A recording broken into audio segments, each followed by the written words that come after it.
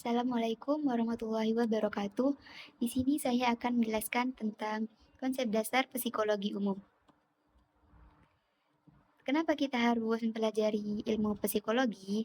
Karena psikologi merupakan ilmu yang sangat penting karena mempelajari perilaku, pikiran, dan perasaan manusia. Dan dengan mempelajari ilmu psikologi ini, kita dapat memahami diri sendiri maupun orang lain dengan lebih baik.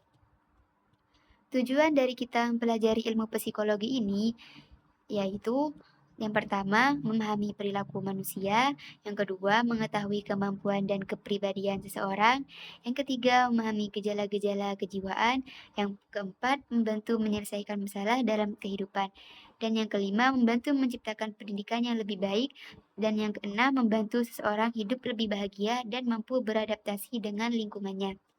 Pengertian psikologi sendiri yaitu psikologi berasal dari bahasa Yunani. Psik yaitu berarti jiwa dan logos yang berarti ilmu. Jadi, psikologi adalah ilmu yang mempelajari perilaku dan proses mental manusia seperti cara berpikir, perasaan, emosi, dan tindakan.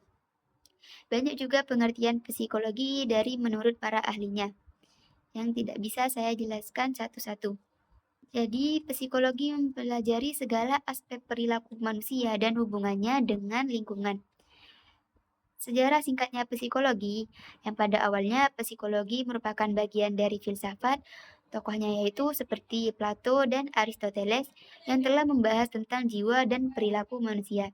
Namun, psikologi menjadi ilmu yang berdiri sendiri pada tahun 1879 ketika Wilhelm Wundt mendirikan laboratorium psikologi pertama di Leipzig di negara Jerman.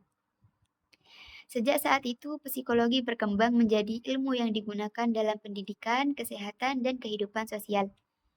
Objek psikologi bukan hanya jiwa, tetapi juga gejala-gejala kejiwaan dan perilaku manusia. Di sini yang pertama yaitu ada gejala kognitif yang berkaitan dengan proses berpikir seperti mengingat, berpikir, berimajinasi, dan kecerdasan.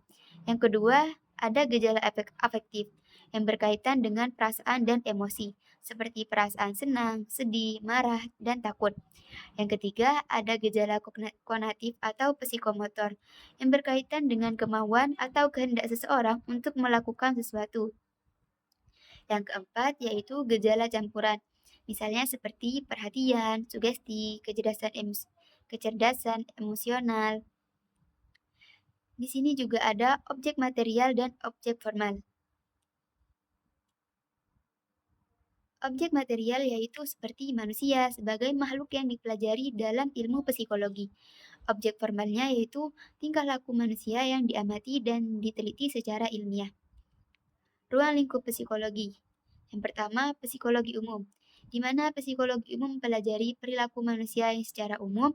Yang kedua, ada psikologi khusus, di mana mempelajari perilaku manusia berdasarkan kondisi tertentu, misalnya seperti psikologi pendidikan, psikologi perkembangan, psikologi sosial, dan psikologi kriminal. Di sini juga ada psikologi teoritis dan praktis. Psikologi teoritis bertujuan untuk menambah pengetahuan tentang kejiwaan manusia, sedangkan psikologi praktis bertujuan untuk menerapkan ilmu psikologi dalam kehidupan seperti pendidikan, konseling, dunia kerja, dan kesehatan mental. Manfaat dari kita mempelajari psikologi dalam kehidupan yaitu membantu memahami diri sendiri, memahami karakter orang lain, meningkatkan kemampuan komunikasi, membantu menyelesaikan konflik, membantu guru memahami peserta didik, membantu meningkatkan kesehatan mental. Dari materi yang saya jelaskan ini dapat disimpulkan bahwa psikologi adalah ilmu yang mempelajari perilaku dan proses mental manusia. Objek psikologi adalah gejala kejiwaan dan tingkah laku manusia, sedangkan ruang lingkup psikologi sangat luas dan diterapkan dalam berbagai bidang kehidupan. Dan juga mempelajari psikologi dapat membantu kita memahami diri sendiri dan orang lain sehingga dapat menjalani kehidupan dengan lebih baik. Sekian mungkin itu saja presentasi dari saya atau penjelasan dari saya. Wassalamualaikum warahmatullahi wabarakatuh.